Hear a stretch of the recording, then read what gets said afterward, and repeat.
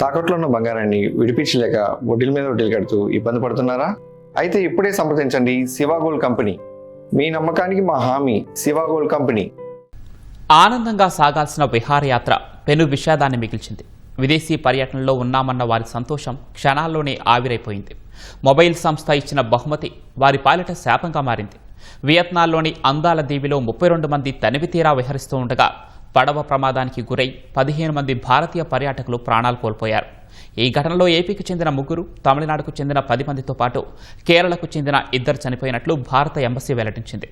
ఈ ఘోర దుర్ఘటన నుంచి 21 మంది ప్రాణాలతో బయటపడ్డారు. వియత్నంలో అతిపెద్ద దీవి ఫూక్ వాక్ పర్యాటక ఆకర్షణల్లో ఒకటి. ఇచ్చిన లక్ష్యాలను చేరుకోవడంతో తమ డిస్ట్రిబ్యూటర్లను లావా మొబైల్ సంస్థ వియత్నాం పర్యటనకు తీసుకెళ్లింది. 36 మందితో ఉన్న స్పీడ్ బోటులో 4 సిబ్బంది కాగా 32 మంది భారతీయ పర్యాటకులు ఉన్నారు. సంతోషంగా సాగిపోతున్న వారి ప్రయాణంలో రాకాసి అలల రూపంలో మృత్యువు కబళించింది. తిరిగి వస్తూండగా తీరానికి 400 మీటర్ల దూరంలో బోటు ఒక్కసారిగా తిరగబడింది. ఈ దుర్ఘటనలో 15 మంది భారతీయులు జలసమాధి అయ్యారు.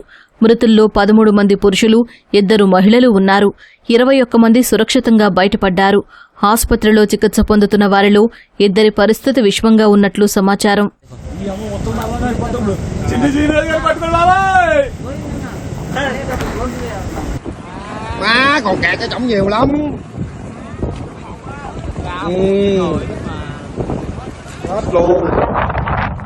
సముద్రం అల్లకల్లోలంగా మారి భారీ అలలు ఎగిసిపడటంతో ప్రమాదవశాత్తు బోటు బోల్తాపడిందని ప్రత్యక్ష సాక్షులు చెబుతున్నారు.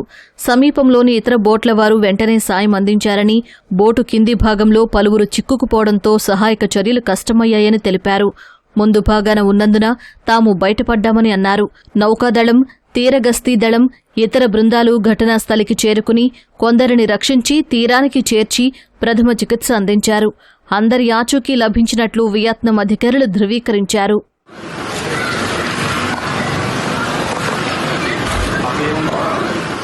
పడవ బోల్తాపడిన దుర్ఘటనలో ఏపీకి చెందిన 3 మృతి చెందారు. మృతులు మచిలీపట్నానికి చెందిన గెల్లి జయలక్ష్మి, కడపకు చెందిన మొడియం శ్రీధర్, సత్యసాయి జిల్లా వాసి నల్లపేట రవితేజ ఉన్నారు. వారి కుటుంబాల్లో విషాద ఛాయలు అలుముకున్నాయి. జయలక్ష్మి భర్త గెల్లి కిషోర్ పరిస్థితి విషమంగా ఉంది.